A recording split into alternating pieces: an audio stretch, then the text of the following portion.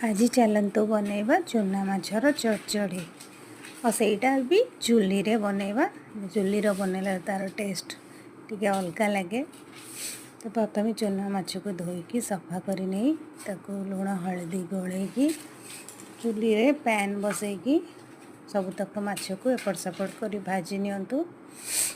भाजी हो गला परे कड़ाई रे तेल फुटण अदा रसुण लंका बाटिकी गोटे पेस्ट बनई से पेस्ट पकई दिंतु। तादरे किछि हलदी गुंड लंका गुंड लुण स्वाद अनुसार पकईकी भलक मसला को कषि दिंतु।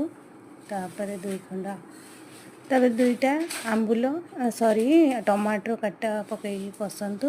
तापर आंबुल दे दिंतु। तापर कषि गला परे पानी दे दिंतु। पानी फुटिला परे भजा जाइथिबा चूना माछ को पकई दिंतु और सेटा फुटी गला परे कट्टा धनिया पत्र पकईकी